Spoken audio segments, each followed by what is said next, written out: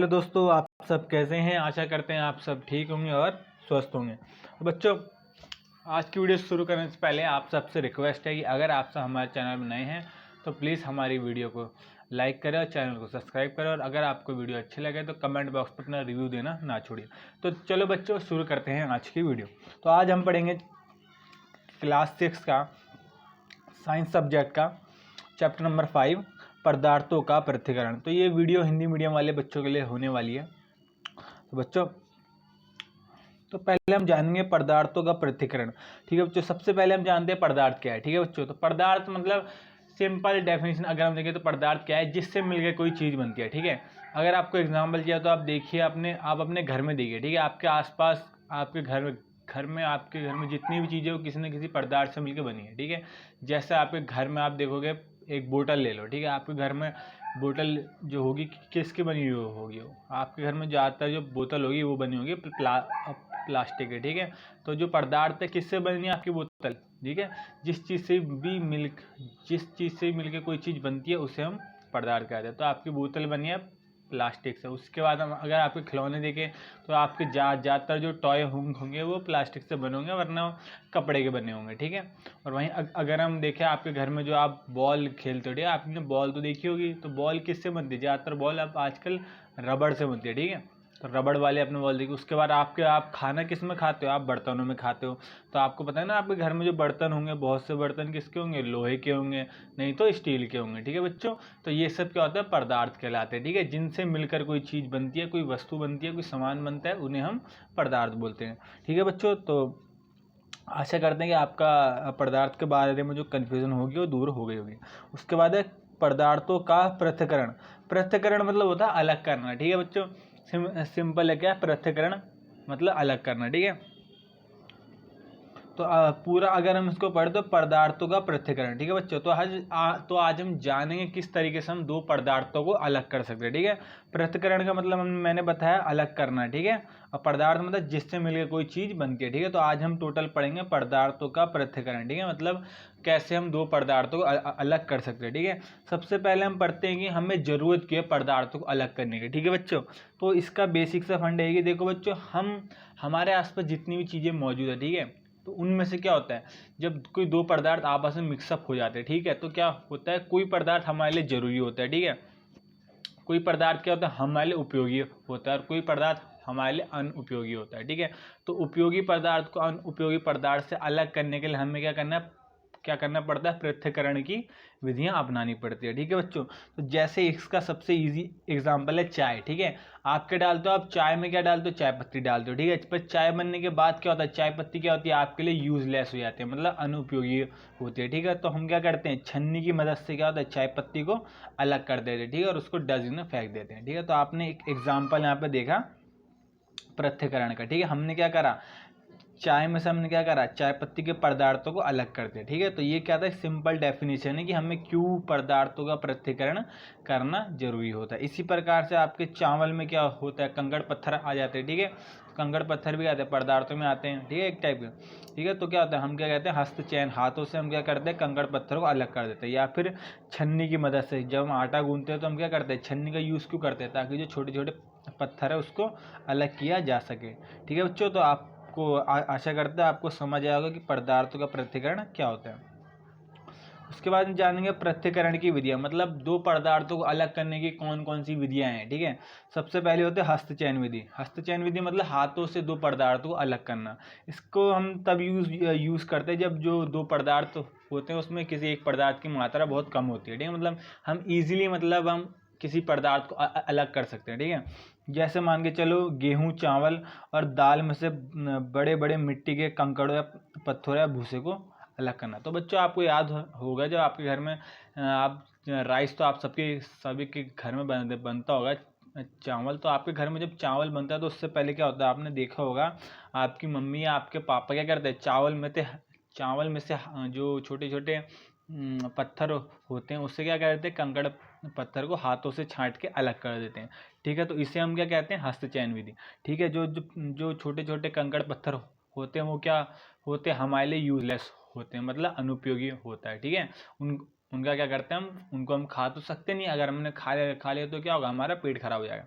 तो वो क्या होते हैं, जो छोटे छोटे कंकड़ पत्थर चावल के साथ आ जाते हैं, वो क्या होते हैं, हमारे लिए अनुपयोगी होते हैं। इसलिए हम क्या करते हैं, हस्तचयन विधि के द्वारा उससे अलग करते हैं। ठीक है, तो यहाँ पे आप देख सकते हो ये आदमी है, ठीक है, और यहाँ पे क्या ये है गेहूँ। ठीक है, ये क्या कर रहा है, गेहूं में से क्या कर रहा है, ये छोटे छोटे कंकड़ पत्थर अलग कर रहा है। ठीक है बच्चों, तो हस्तचयन विधि में क्या होता है कि हम हाथों से क्या करते हैं, दो पदार्थों को अलग करते हैं। ठीक है बच्चों, आशा करते हैं आपको समझ आया होगा। अब आते हैं अगली विधि पे। अगली विधि क्या होती है, थ्रेशिंग। थ्रेशिंग मतलब क्या होता है, किसी चीज़ को जमीन पर पीटना। ठीक है बच्चों, सिंपल डेफिनेशन। तो थ्रेशिंग हम क्यों करते हैं, ठीक है, थ्रेशिंग हम किसके साथ करते हैं, अब ये पढ़ते हैं। गेहूं की पकी हुई फसल को, ठीक है, जब गेहूं की फसल पक जाती है, ठीक है, तो हम क्या करते हैं, उसको काट कर, ठीक है, उसका गठरा बना देते हैं हम। ठीक है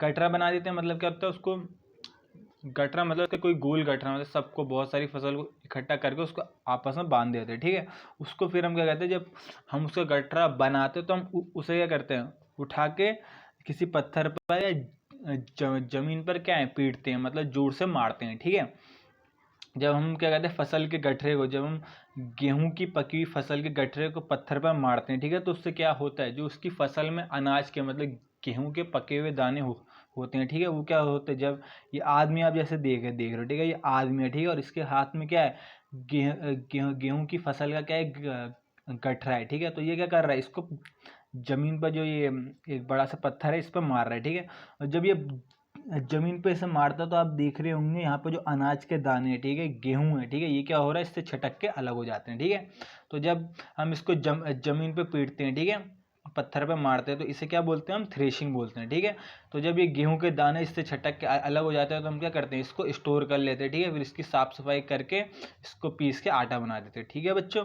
तो थ्रेशिंग मतलब क्या होता है, गेहूं की फसल का गठरा बनाकर उसको जमीन पर मारना। ठीक है, जब हम जमीन पर मारते हैं तो क्या होता है, गेहूं के दाने अलग हो जाते हैं, और फिर हम उसको क्या कहते हैं, उसकी साफ सफाई करके उसका आटा बना के उसे खा लेते हैं। ठीक है बच्चों, पर आजकल ये थ्रेशिंग का काम क्या होता है, मशीनों से भी होता है, ज़्यादा होने लगा आजकल। तो आज अगली विधि पे आते हैं, निष्पावन। ठीक है बच्चों, तो जैसे आपको नाम से पता लग रहा होगा, निष्पावन। ठीक है, तो इसमें क्या होता है, हवा की सहायता से क्या करते हैं, हम दो पदार्थों को अलग करते हैं। ठीक है बच्चों, तो इसमें यूजुअली होता क्या है कि इसका ज़्यादातर यूज़ कौन करता है, किसान करता है, फार्मर करता है। क्यों करता है, मान के चलो हमारी गेहूँ की फसल है, ठीक है, हमने क्या करा, थ्रेशिंग करके क्या करा, अनाज के दानों को, जो गेहूँ के दाने होते हैं, उसको अलग कर दिया। ठीक है, अब गेहूं के दाने में क्या होता है, छोटे छोटे भूसे आ जाते हैं। भूसे मतलब जो पकी हुई फसल के जो तना होता है, पत्ती होती है, ठीक है, टहनी होती है, उसके छोटे छोटे पार्ट आ जाते हैं। ठीक है, उसे हम बोलते हैं भूसा। ठीक है, तो जो भूसा है वो क्या कहते हैं, गेहूं की फसल के साथ आ जाता है, और जो ये भूसा होता है बहुत ही हल्का होता है। ठीक है, तो भूसे को क्या कहते हैं, गेहूं की फसल में से अलग करने के लिए हम क्या करते हैं, निष्पावन विधि का यूज़ करते हैं। ठीक है, इसमें हम क्या करते हैं, इसको हम क्या करते हैं, गेहूं को ऊंचाई पर ले आते हैं। आप देख रहे होंगे किस तरीके से ये आंटी जी हैं, ठीक है, इन्होंने क्या करा, स्टूल लगाया, स्टूल के ऊपर खड़े होकर, ठीक है, ये इसे हम कहते हैं सूपली। ठीक है, इसमें इन्होंने क्या रखा है, गेहूँ रखा है, और ऊंचाई पर जाके क्या करते हैं, इसे नीचे की ओर लुढ़काते हैं। ठीक है, तो जब इसे नीचे की तरफ छोड़ते हैं गेहूँ को, ठीक है, तो गेहूँ का दाना क्या होता है, वो भारी होता है। ठीक है, तो क्या होता है, सीधा नीचे आके गिरता है एक जगह। उसके बाद जो इसमें भूसा होता है, ठीक है, वो क्या होता है, हल्का होता है। तो हवा क्या होती है, यहाँ से हवा आती है ऐसे, अपने साथ क्या है, गेहूं के अंदर जो भूसा होता है, ठीक है, उसको उड़ा के यहाँ फेंक देती है। ठीक है, दूर फेंक देती है, और जो गेहूं के दाने होते हैं, ठीक है, जिनका हम आटा बना के खाते हैं, वो यहाँ गिरते हैं। ठीक है, तो निष्पावन विधि से क्या होता है कि जो गेहूं में भूसा भूसा होता है, हल्का, जो हल्के पार्टिकल होते हैं, उनको अलग करने के लिए क्या होता है, निष्पावन विधि का यूज़ किया जाता है। ठीक है, किसके द्वारा यूज़ किया जाता है, कि किसान के द्वारा यूज़ किया जाता है। तो ठीक है बच्चों, आशा करते हैं आपको समझ आया होगा। ठीक है, निष्पादन क्या होगी, एयर के द्वारा, हवा की वजह से दो पदार्थों को अलग करना। ठीक है बच्चों, अब आते हैं छन्नी। बच्चों हमने छन्नी के बारे में पहले ही पढ़ लिया, ठीक है। छन्नी के द्वारा हम किस तरीके से दो पार्टिकल को अलग कर सकते हैं, ठीक है, दो पदार्थों को अलग कर सकते हैं। जैसे मैंने चाय का एग्जांपल दिया था, ठीक है। तो चाय में क्या था, हमने चाय पत्ती डाली, ठीक है। चाय बनने के बाद क्या हो गया, चाय पत्ती हमारे लिए यूजलेस हो गई, मतलब अब हम उसको क्या कहते हैं, उसका यूज़ नहीं कर सकते, ठीक है। ओके, उसका इस्तेमाल नहीं कर सकते जो। तो जब हम चाय पत्ती का इस्तेमाल नहीं कर सकते तो हम क्या करेंगे, उसको अलग कर देंगे। कैसे अलग करेंगे, हाथों से तो कर नहीं सकते, तो हम कर सकते हैं छन्नी से, ठीक है। तो हम क्या करते हैं, चाय को छन्नी से छानते हैं और चाय पत्ती जिसका हमें इस्तेमाल नहीं करना हम उसको फेंक देते हैं, ठीक है, ठीक है। इसी प्रकार जब हम आटा गूंथते हैं तो आटा गूंथने से पहले क्या करते हैं, हम छन्नी की मदद से क्या करते हैं, आटे में से जो कंकड़ पत्थर और जो भूसा होता है उसे अलग कर देते हैं, ठीक है। जैसा आप यहाँ पे देख सकते हो, ठीक है। तो बच्चों इस तरीके से क्या करते हैं, हम छन्नी की मदद से क्या करते हैं, हम दो पदार्थों को अलग कर देते हैं। इसी प्रकार से जो रेत होता है, ठीक है, रेत आप कंस्ट्रक्शन साइड में जाओगे तो कंस्ट्रक्शन साइड में भी क्या होता है, हम छन्नी का यूज़ करते हैं। क्यों करते हैं, क्योंकि जो हमारा रेत होता है, डस्ट होता है, ठीक है, उसमें बहुत सारे पत्थर, बहुत बड़े बड़े पत्थर आ जाते हैं, ठीक है। तो उन पत्थर को अलग करने के लिए, ठीक है, हम क्या करते हैं, कंकड़ पत्थर को अलग करने के लिए छन्नी का यूज़ करते हैं वहाँ भी, ठीक है बच्चों। तो आपको समझ आया होगा, चौथा जो पृथक्करण की विधि है वो कौन सी है, छन्नी है, ठीक है। चालन भी कहते हैं सर। अब बात करते हैं अवसाद, निस्तारण और निस्यंदन, ठीक है। सबसे पहले बात करेंगे अवसाद की, ठीक है। तो बच्चों अब जानेंगे अवसाद क्या होता है, ठीक है। सिंपल बात है, अवसाद क्या होता है, जब हम पानी में मिट्टी मिलाते हैं, ठीक है। तो बच्चों आप देखा होगा, अगर आप, ठीक है, एक कप लोगे, ठीक है, ऐसा, इसमें आप मिट्टी मिलाओगे, ठीक है। अब मिट्टी को आप पानी में घोलोगे, ठीक है। तो मिट्टी क्या होती है, पानी में घुलती नहीं है, ठीक है। या मैंने मिट्टी डाला, फिर क्या आप थोड़ी देर बाद देखोगे ना, मिट्टी घुलेगी तो नहीं, पर इसके नीचे तली में जाके बैठ जाएगी, ठीक है, ठीक है। तो क्या होता है, जब जब हम पानी में कोई दूसरा पार्टिकल मिलाते हैं, ठीक है, कोई अलग पदार्थ मिलाते हैं, ठीक है, और जो वो पदार्थ पानी में मिलने की बजाय उसकी तली में जाके बैठ जाता है, ठीक है, तो उसे हम क्या बोलते हैं, अवसाद बोलते हैं, ठीक है। तो अवसाद क्या हुआ, जो जो पार्टिकल पानी के, ठीक है, जो पदार्थ पानी के तली में जाके नीचे जाके, ठीक है, यहाँ पे नीचे जाके बैठ जाएगा, ठीक है, उससे हम क्या बोलेंगे, अवसाद बोलेंगे, ठीक है बच्चों। तो हमारा अवसाद क्या हुआ, ये, ठीक है, जो ये मिट्टी नीचे जाके बैठ गई है इसकी तली में, इसे हम बोलेंगे अवसाद, ठीक है बच्चों, सिंपल है। आगे आते हैं निस्तारण, ठीक है। अब निस्तारण क्या हुआ, क्या हुआ कि इस अवसाद को, ठीक है, ये अवसाद तो अपनी जगह रहेगा, ठीक है। अब जो इसके ऊपर का पानी है हम इसे अलग कर देंगे, ठीक है। अब क्या, ये पानी और अवसाद है, ठीक है। तो ये अवसाद के रूप में क्या हम हमारे पास मिट्टी है यहाँ पे, ठीक है। तो मिट्टी तो यहीं रहेगी, बाकी जो ऊपर का पानी है उससे हम क्या करेंगे, इसमें से अलग कर देंगे। कैसे करेंगे, लुढ़का के, ठीक है, मतलब ऐसे पलट के, ठीक है। अब आप देख सकते हो निस्तारण क्या है, मिट्टी तो अलग है, मिट्टी तो यहीं की यहीं रहेगी, ठीक है। बालू जो है, हम पानी को क्या करेंगे, ऐसे हम कप को क्या करेंगे, ऐसे लुढ़का के, ठीक है, पानी को अलग कर देंगे, ठीक है। तो इससे क्या कहते हैं, निस्तारण कहते हैं, ठीक है। कि जो मिट्टी है, मिट्टी तो अपनी की अपनी जगह रहेगी, बस हम पानी को लुढ़का के अलग कर देंगे, ठीक है। तो इससे क्या बोलते हैं, निस्तारण बोलते हैं, ठीक है। मतलब किसी भी लिक्विड सब्सटेंस को अलग कर देना, किससे, मिट्टी से, ठीक है बच्चों। तो इससे हम कहते हैं निस्तारण। अब बात करते हैं निस्यंदन। निस्यंदन में क्या होता है, निस्यंदन मतलब होता है फिल्टर। देखो बच्चों, फिल्टर का यूज़ हम क्यों करते हैं, फिल्टर का यूज़ हम इसलिए करते हैं ताकि पानी के अंदर जो कंकड़ पत्थर गंदगी कीटाणु मौजूद है उसको ख़त्म करने के लिए, ठीक है, उसको अलग करने के लिए हम क्या करते हैं, फिल्टर का यूज़ करते हैं, ठीक है। तो क्या, द्रव पदार्थ को नितारने वाले एक तरह का उपकरण, ठीक है। मतलब जो पीने वाला पानी है, ठीक है, जो लिक्विड पानी है उसमें से क्या करे, बैक्टीरिया को अलग करने का क्या करे, उपकरण है, टूल है, क्या है, फिल्टर, ठीक है। तो आप देखते हो फिल्टर क्या करता है, अशुद्धियों को क्या कहते हैं, अशुद्धियाँ मतलब जो पानी में बैक्टीरिया गंदगी है उसको क्या कहते हैं, हम फिल्टर के द्वारा क्या करते हैं, निस्यंदित के द्वारा अलग कर सकते हैं। जिसमें क्या कहते हैं, छोटे छोटे रंध्र मतलब बैक्टीरिया, फिल्टर पत्र ऐसे निस्यंदन जो बैक्टीरिया होते हैं, तो फिल्टर क्या करता है, उसको अलग कर देता है, ठीक है। तो आप फिल्टर कैसे करते हैं, मैं आपको छोटा सा एग्जाम्पल यहाँ पर दिखाऊंगा, ठीक है। प्रैक्टिकल तो नहीं कर सकते पर हम मतलब देख सकते हैं, ठीक है। तो ये क्या है, फिल्टर पेपर है, ठीक है, किस शेप में, सर्कल शेप में, ठीक है। तो आपको क्या करना है, इस फिल्टर पेपर को पहले हाफ फोल्ड करना है, ठीक है। हाफ फोल्ड करा तो ये ऐसे होगा, ठीक है। आपको फिर इसको भी हाफ फोल्ड करना है, ठीक है, फिर क्या होगा, ये ऐसे होगा। तो आपको पहले स्टेप 1 में क्या करना है, सर्कल की शेप का फिल्टर पेपर ले लेना है, उसे हाफ फोल्ड करना है। स्टेप 2 में भी ऐसे आएगा, फिर आपको इसको भी हाफ फोल्ड करना है। स्टेप 3 में ऐसे हुआ।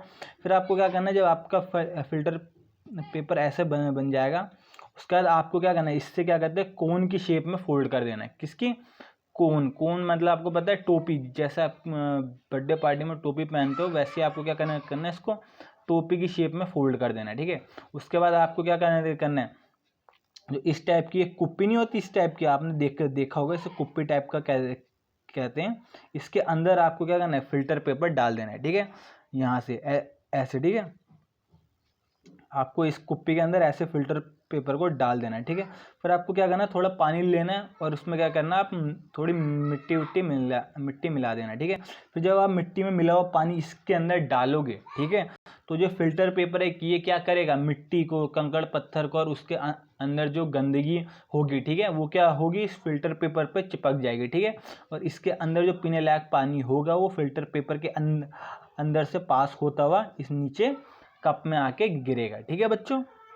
समझे आपकी फिल्टर पेपर क्या करता है, फिल्टर पेपर पानी में मौजूद बैक्टीरिया, मिट्टी और छोटे छोटे जो पत्थर होते हैं, ठीक है, उसको क्या कहते हैं, अलग कर देता है, ठीक है बच्चों। पानी को मतलब सिंपल बोल तो फिल्टर पेपर का यूज़ होता है पानी को साफ करने के लिए, ठीक है, पानी को एकदम बिल्कुल शुद्ध बनाने के लिए, ठीक है। तो आप जो नीचे देखोगे जो पानी आएगा वो एकदम साफ पानी होगा, एकदम प्योर, ठीक है। तो नीचे अंदर मतलब क्या हुआ, पानी को साफ करना, फिल्टर करना, ठीक है।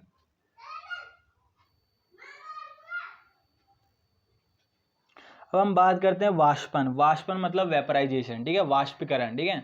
वाष्पन मतलब क्या होता है, सिंपल, ठीक है, पानी का, ठीक है, पानी का भाप में बदल जाना ही क्या होता है, वाष्पन कहलाता है, ठीक है। तो वाष्पन हर समय होता रहता है, ठीक है। जहाँ पर भी देखो जिधर पर भी पानी होगा वहाँ पे वाष्पन होता रहेगा। इसका मतलब ये कि जहाँ पर भी पानी है वो वहाँ पे क्या होगा, भाप पे बदलता ही रहेगा, ठीक है। अगर अभी बरसात का टाइम है, ठीक है, बरसात के टाइम पे आप देखोगे आपके छत में क्या होगा, जब बारिश होगी तो पानी इकट्ठा हो जाएगा, ठीक है। अब अगर एक दिन बरसात हुई, आपके छत में पानी इकट्ठा हुआ, 2 दिन बरसात नहीं हुई, तो आप देखोगे कि 2 दिन बाद जो बारिश का पानी है वो वहाँ से गायब हो जाएगा। कैसे होगा, वाष्पीकरण के थ्रू, ठीक है। अब वाष्पीकरण कैसे होता है ये आप सबको पता ही होगा, ठीक है। जब सूरज की किरणें पानी पे पड़ती है, ठीक है, तो क्या करते हैं, पानी क्या होता है, भाप में बदल जाता है, ठीक है।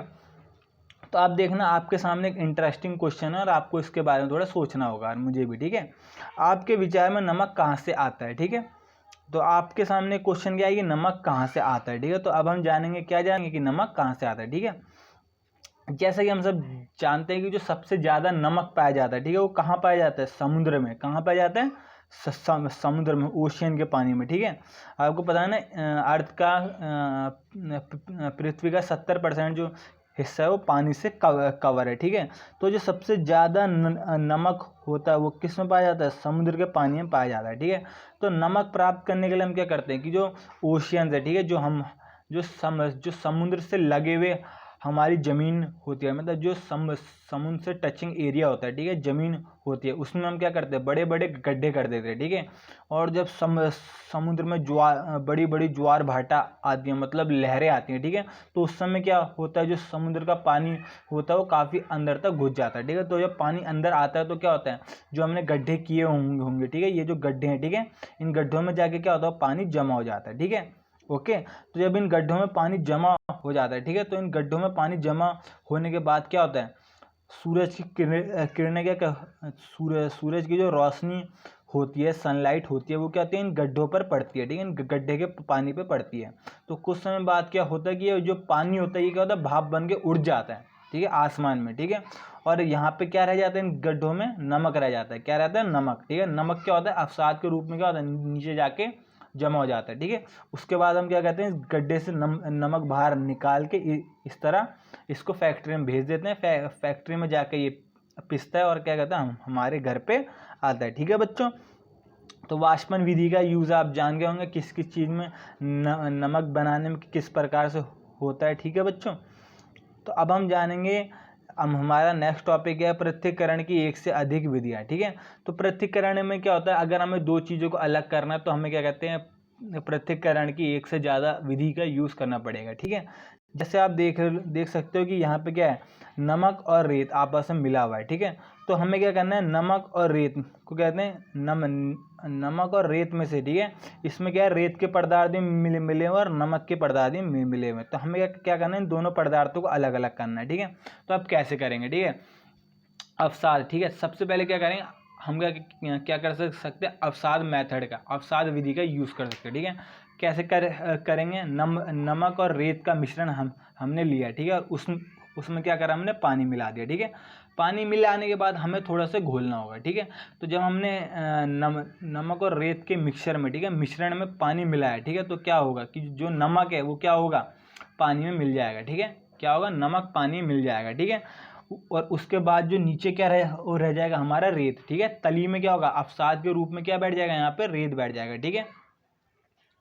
अब जब हमने क्या करा, पानी मिलाया, ठीक है, नमक और रेत के मिश्रण में, और पानी को फिर हमने उसमें घोला, तो क्या हुआ, नमक हमारा पानी में मिल गया और रेत क्या था, अवसाद के रूप में नीचे बैठ गया, ठीक है। तो हम क्या करेंगे, हम निस्तारण मतलब क्या होता है कि पानी को अलग कर देना, ठीक है। तो अब हम क्या करेंगे, रेत नीचे का नीचे रहेगा और हम क्या करेंगे, पानी को ऐसे लुढ़का के अलग कर देंगे, ठीक है। तो हमने क्या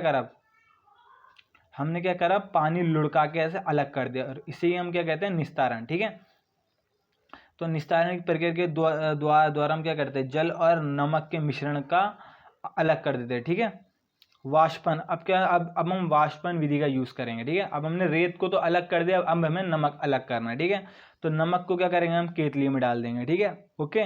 और उसको क्या करेंगे, बॉईल करना शुरू करेंगे, उबालना शुरू करेंगे, ठीक है। तो उबालने से क्या होगा, जो पानी है, ठीक है, वो भाप के रूप में बाहर आएगा, ठीक है। और जब पूरा भाप के रूप में बाहर आ जाएगा तो क्या होगा, इसके अंदर सिर्फ नमक बचेगा, ठीक है। अब हमें यहाँ पे एक और चीज जाननी है, संघन, ठीक है बच्चों। संघन बहुत इंपॉर्टेंट है, आपके एग्जाम में आ सकता है, ठीक है। तो संघन क्या होता है, ठीक है। संघन होता है जब पानी क्या होता है, भाप से बदल के वापस तरल अवस्था में आ जाता है, ठीक है, लिक्विड फॉर्म में आ जाता है, ठीक है बच्चों। तो अब हमें क्या करना है, आगे क्या होगा, निष्पादन विधि के बारे में हम जानेंगे, ठीक है। अब हम जानेंगे संघन क्या होता है, ठीक है। तो संघन क्या, आपका एग्जांपल देने के लिए आपको क्या करना है, एक ठंडी प्लेट लेनी पड़ेगी, ठीक है आपको, ठीक है। आपको इस तरीके की ठंडी प्लेट ले लेनी है और उसके ऊपर थोड़ी बर्फ़ रख देनी है, ठीक है। तो जब आप देखोगे यहाँ जो केतली, ठीक है, केतली के मुंह से जब धुआं बाहर आएगा, ठीक है, तो आपको क्या करना है, ठंडी प्लेट को उस मतलब भाप जब बाहर आएगा तो आपको क्या करना है, उस ठंडी प्लेट को इस भाप के ऊपर लगाना है, ठीक है। तो जब आप ठंडी प्लेट को इस भाप के ऊपर लगाओगे तो आप क्या देखोगे कि पानी क्या भाप से कन्वर्ट होके क्या होगा, तरल अवस्था में आ जाएगा, ठीक है, वापस अपनी पहली वाली फॉर्म में आ जाएगा, ठीक है, जल अवस्था में आ जाएगा, ठीक है। तो इस प्रक्रिया को हम क्या बोलेंगे, संघन बोलेंगे। संघन क्या होता है, जब पानी भाप से बदलकर वापस तरल अवस्था में मतलब जल में परिवर्तित हो जाता है, उससे हम क्या बोलते हैं, संघन बोलते हैं, ठीक है। इसका सबसे अच्छा एग्जाम्पल क्या होता है, आप देखते हो ना कि बारिश का पानी किस तरीके से जमीन पर आता है, ठीक है। तो जब उस पर सनलाइट पड़ती है तो वापस हो क्या आता है, भाप में कन्वर्ट होके आसमान में चले जाता है, फिर वो बारिश के द्वारा फिर नीचे आता है, फिर भाप बन के फिर ऊपर चले जाता है, ठीक है। तो इस प्रक्रिया को हम क्या कहते हैं, जल चक्र कहते हैं, ठीक है। तो जब पानी क्या होता है, भाप बन के ऊपर गया, फिर वापस क्या होता है, बारिश के रूप में नीचे आ गया, ठीक है। तो इसे हम क्या बोलते हैं, संघन। संघन मतलब क्या होता है, जब पानी क्या होता है, भाप से वापस जल अवस्था में आ जाता है, ठीक है बच्चों। लगता है आपको समझ आया होगा, ठीक है, आशा करते हैं आपको समझ आ गया होगा। अब हम एक और इंटरेस्टिंग टॉपिक पढ़ेंगे, क्या जल किसी पदार्थ की कितनी भी मात्रा को घोल सकता है, ठीक है बच्चों।